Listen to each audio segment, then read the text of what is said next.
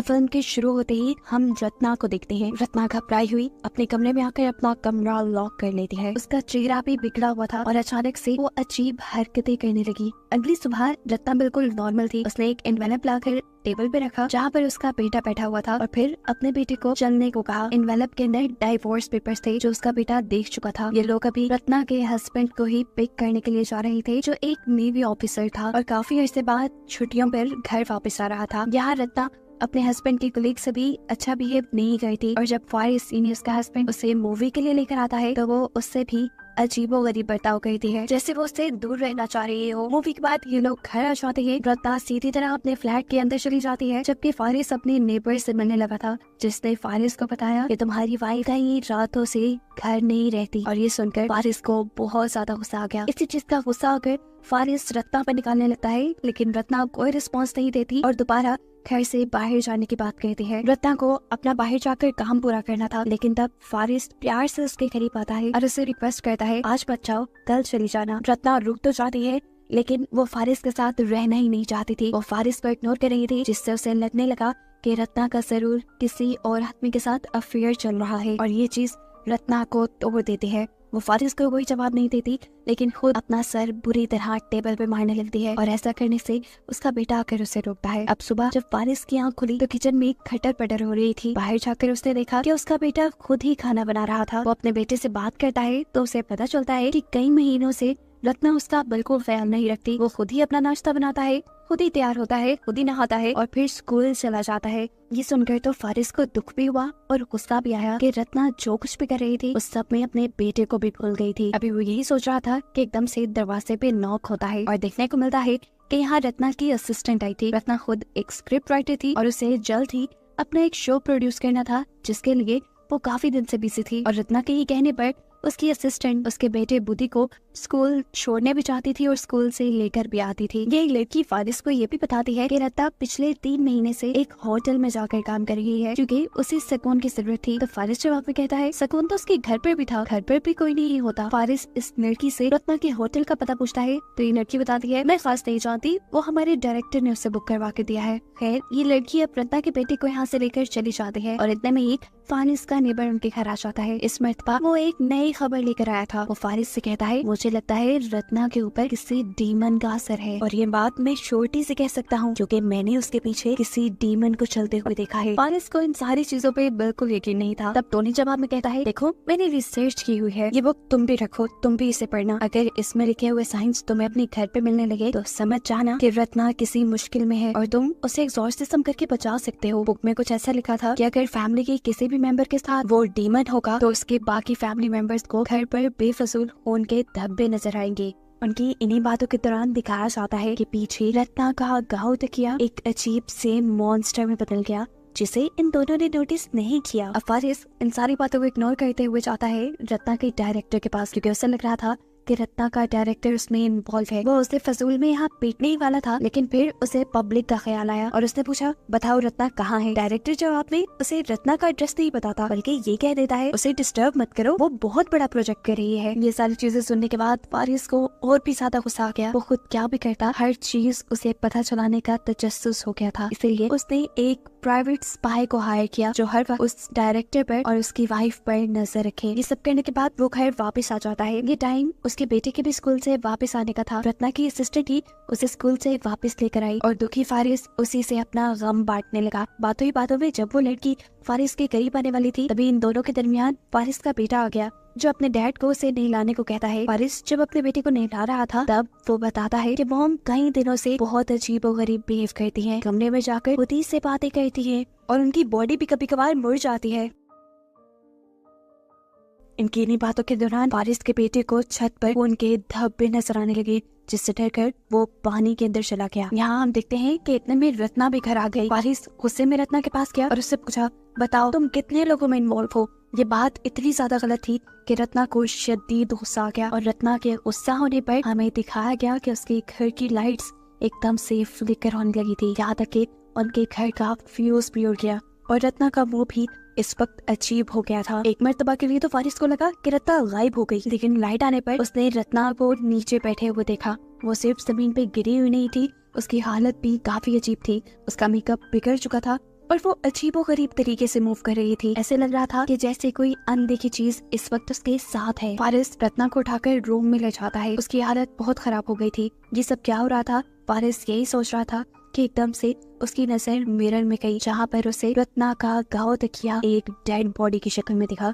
आधी रात गुजर जाती है, पर आधी रात में रत्ना को दोबारा से वही अटैक आता है जिसमें वो अजीबोगरीब बिहेव कर रही थी और उसने अपना गाँव तकिया ऊपर रखा हुआ था। ये देखकर फारिस उसके ऊपर से गाँव तकिया उठाकर साइड पे फेंक देता है, जिसके बाद रत्ना की हालत ठीक हो जाती है। इतने में ही हम देखते हैं कि फारिस को किसी का फोन आया। ये उसी स्पाई की कॉल थी जिसने फारिस को बताया कि वो डायरेक्टर तुम्हारी वाइफ में इन्वॉल्व नहीं है, क्योंकि वो सारी इन्वेस्टिगेशन कर चुका था। कॉल के बाद जैसे ही फारिस रूम में आया तो रत्ना दोबारा ही उसे पोसेस हालत में मिली। उसके बाल उसके मुंह पे आए हुए थे और वो अजीबोगरीब काम कर रही थी। लाइट्स एक और बार फ्लिकर हुई और फिर जब वो लाइट्स बंद होकर ऑन हुई तो रत्ना घर से गायब हो चुकी थी। फारिस को इस मर्तबा भी कुछ चीजें अजीब नहीं लगी। उसका शक अभी भी डायरेक्टर पे जा रहा था, इसलिए उसने दोबारा स्पाई को कॉल की और डायरेक्टर के होटल का एड्रेस पूछते हुए उसके होटल में चला गया। वो जब लिफ्ट में था तो उसे यहाँ पे एक ओल्ड लेडी मिली जो उसे ये कहती है कि वो आने वाला है, जो कहने के बाद वो भी गायब हो जाती है। फिर उसने जाते ही डायरेक्टर पर गन पॉइंट कर दी, लेकिन फिर उसे पता चला कि उसके रूम में तो कोई भी नहीं था। वो घर वापस आया तो उसने देखा कि उसका बेटा बहुत ज्यादा डरा हुआ है, क्योंकि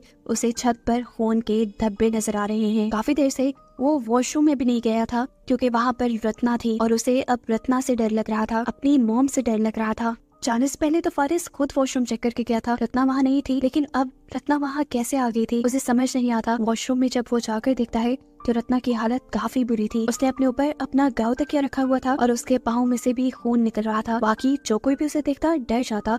फारिस अपने बेटे को इस कमरे से चले जाने को कहता है और फिर रत्ना को उठाकर बेड पर लिटाता है। रत्ना को सुनाने के बाद वो अपने बेटे के पास आ गया, उसे तसल्ली दी और उससे बातें करने लगा और बातें करते करते ही ये दोनों यहाँ सो गए। और इसके सोने के बाद आधी रात को रत्ना दोबारा उठी। अब वो बिल्कुल ठीक लग रही थी। वो तैयार हुई, उसने बोल्ड मेकअप किया और छतरी लेकर बाहर निकल गई। बाहर बहुत तेज बारिश हो रही थी, लेकिन इसकी उसे परवाह नहीं थी। वो इस बारिश में झूमती एंजॉय करती आगे बढ़ती है और तभी उसे टैक्सी मिल जाती है। वो टैक्सी को उसी होटल जाने को कहती है जहाँ पर पिछले कई दिनों से वो काम करने के लिए जाया करती थी। मौसम की खराब हालत और अकेली लड़की को देखकर टैक्सी ड्राइवर भी सिचुएशन का फायदा उठाने की कोशिश करता है, लेकिन रत्ना इग्नोर करके उसकी गाड़ी से निकल जाती है। और तब हम गाड़ी के अंदर एक शैडो को देखते हैं, एक भूत को देखते हैं। रत्ना के गाड़ी से निकलते ही वो एंटिटी जो हमें उस कार में बैठी दिखाई दी थी, वो बेदर्दी से ड्राइवर को मार देती है। ये सब रत्ना ने भी देखा, लेकिन उसे कोई फर्क नहीं पड़ा और वो बड़े मजे से अपने रूम के अंदर चली गई। यहाँ हमें देखने को मिला कि स्पाई भी उसका पीछा कर रहा है। जाहिर सी बात है, फारिस के कहने पर स्पाई जैसे ही रत्ना के रूम के पास गया तो उसे रत्ना के रूम के अंदर से अजीबोगरीब आवाजें आने लगी।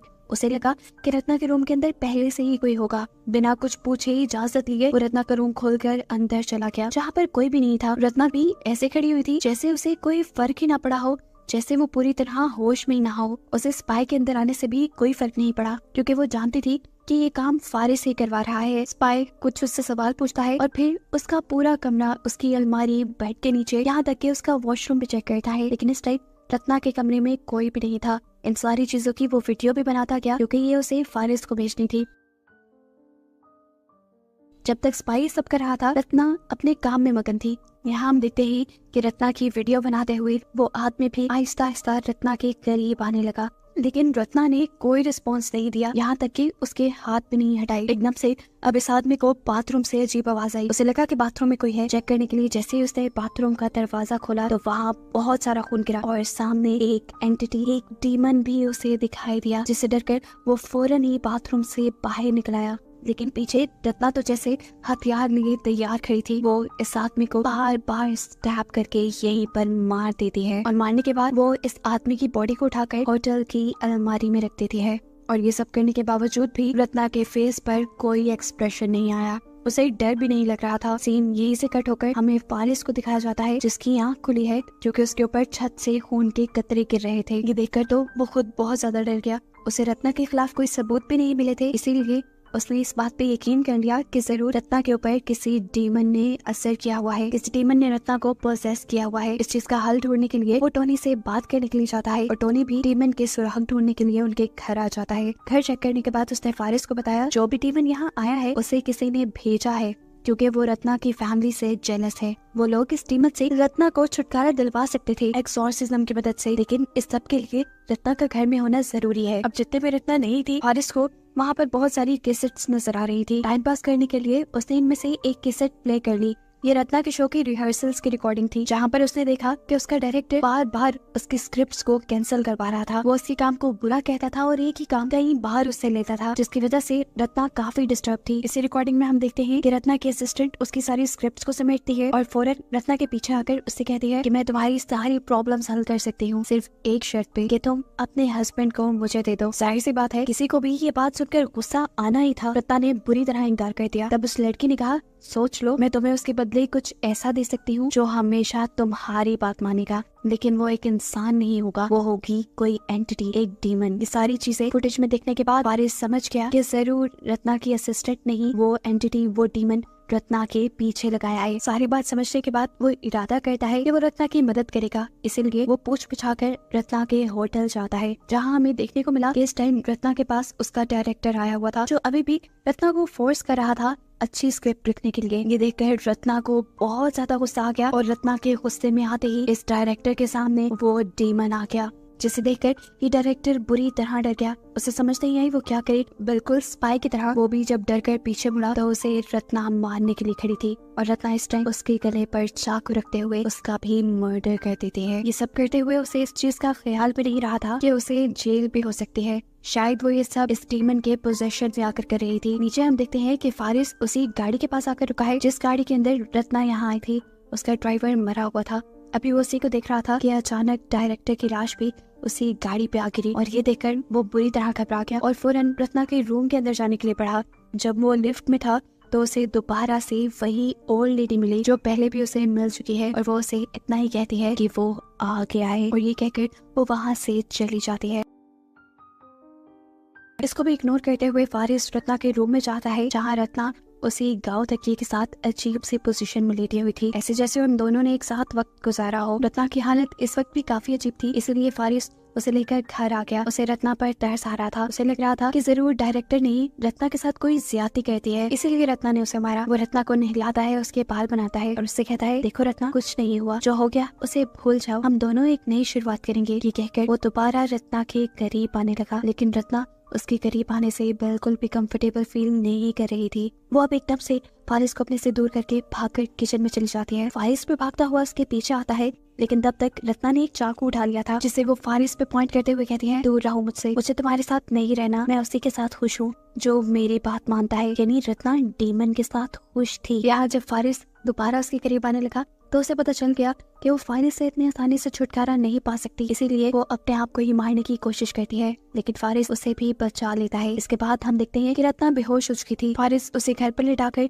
जल्दी से टॉनी को घर लेकर आता है ताकि वो उसका एक्सॉर्सिज्म कर सके। टॉनी भी घर में बहुत सारी कैंडल्स जलाकर रत्ना के हाथ पांव को बेड से बांध देता है, लेकिन इस सब के बाद उसे क्या करना था ये वो नहीं जानता था और कंफ्यूजन उसके मुंह पे साफ नजर आ रही थी। एकदम से अब वो खुद से एक बात बनाता है और फारिस से कहता है कि मुझे रत्ना की पूरी बॉडी को अच्छे से चेक करना होगा, तुम बाहर चले जाओ। इस बात से साफ जाहिर था कि वो भी रत्ना का फायदा उठाना चाहता था। यहाँ दिखाया जाता है कि बुद्धि अब स्कूल से वापस आ चुका था। उसे स्कूल से रत्ना की असिस्टेंट ने ही पिक किया था, जो इस टाइम घर आते ही घर का अजीब सा माहौल देखकर फौरन यहाँ से भागने की कोशिश करती है, लेकिन फारिस उसे पकड़ लेता है। वो उससे कहता है, मैं जानता हूँ ये सब तुमने किया है, तुमने भेजा है ना रत्ना के पास डीमन, तुम रत्ना को आजाद करो, चाहे मुझे ले लो। उसका मतलब था कि ये लड़की जो फारिस को किसी भी हालत में पाना चाहती थी, फारिस अब उसके साथ रहेगा। लेकिन फारिस ये सब मुंह से बोल रहा था, दिल में ऐसी बात उसकी नहीं थी। वो अभी भी रत्ना को आजाद करने के लिए ही नहीं बोल रहा था, वो सिर्फ अपनी फीलिंग्स के लिए ये सब कह रहा था और उसकी फीलिंग्स उस डीमन ने सुन ली और एकदम से वो फारिस को साइड पे गिराते हुए रत्ना के असिस्टेंट के पास आ गया और फिर उसकी बॉडी के अंदर चला गया। उसे पोसेस करते हुए डीमन ने फारिस के ऊपर हमला कर दिया, लेकिन फिर उसने फारिस को नहीं मारा क्योंकि वो तो रत्ना के अकॉर्डिंग काम करता था और रत्ना नहीं चाहती थी कि डीमन फारिस को मारे, इसीलिए डीमन इस लड़की की ही बॉडी के साथ घर से बाहर चला गया और अजीबोगरीब हरकतें करने लगा। अब फारिस जब वापस रूम के अंदर आया तो उसने देखा कि टोनी उसकी वाइफ के साथ जबरदस्ती करने की कोशिश कर रहा था और ये देखकर उसे गुस्सा आ गया। इससे पहले कि वो टोनी के साथ कुछ करता, इस रूम का सारा फर्नीचर हवा में लटक जाता है और यहाँ की लाइट्स भी चली जाती हैं। टोनी इसी मौके का फायदा उठाते हुए फारिस को मारने की कोशिश करता है, क्योंकि वो जानता था कि अगर उसने फारिस को न मारा तो फारिस उसे मार देगा। अब ठीक उसी टाइम पर जब वो फारिस को मारने वाला था, डेमन ने उसी को पोसेस कर लिया। ऐसी हालत में टोनी खुद अपना सर दीवार से मार मार कर मर गया। और यहाँ रेलवे स्टेशन पे रत्ना की असिस्टेंट भी अपना सर नीचे मार मार कर मर गई। सीन कट होकर दोबारा हमें फारिस का घर दिखाया जाता है, जहाँ दीवारों पे, छत पे, फ्लोर पे हर जगह खून फैलने लगा था। और ये देखकर फारिस भी डर गया। हाथ में गन लिए उसने तेजी से अपने बेटे का दरवाजा खटखटाया ताकि वो अपने बेटे को लेकर यहाँ से भाग जाए, लेकिन दरवाजा ना खुलने पर मजबूरन उसे रत्ना के रूम में जाना पड़ा, जहाँ जाकर उसने देखा कि रत्ना अपने गाँव तकिए के साथ टाइम स्पेंड कर रही थी। असल में गाँव तकिए के अंदर इस वक्त डेमन था और वो डेमन के साथ इंटीमेट हो रही थी। ये देखकर फारिस के भी होश उड़ गए। उसे समझ नहीं आई कि उसने देखा क्या है। उसके दिमाग पे इतना स्ट्रेस आया कि वो बेहोश हो गया। और उसे जब होश आया तो उसने देखा कि वो थिएटर की एक कुर्सी से बंधा था और उसके इर्द गिर्द सभी उन लोगों की लाशें बंधी हुई थी जो इस मूवी में मारे गए थे। यहाँ रत्ना इन सबको अपनी लिखी हुई स्क्रिप्ट सुनाती है और फिर हंसते हुए फारिस को भी शूट करके मार डालती है। देखने को मिलता है कि ये सब उसके बेटे बुद्धि ने पर्दे के पीछे से देखा, लेकिन कोई अजीब रिएक्ट उसने नहीं किया। शायद उसे भी डेमन ने पोसेस कर लिया था। अब रत्ना का साथी वो डेमन ही था जो उसे हर मुश्किल से निकाल लेता था। इसीलिए तो रत्ना ने इतने बड़े बड़े कदम उठा लिए थे। जितने भी लोगों को रत्ना ने मारा था, ये सब वो लोग थे जो रत्ना को तंग किया करते थे। और अब इन सब के मरने के बाद रत्ना आजाद थी और उसी को दिखाते हुए ये कहानी यहाँ खत्म हो जाती है।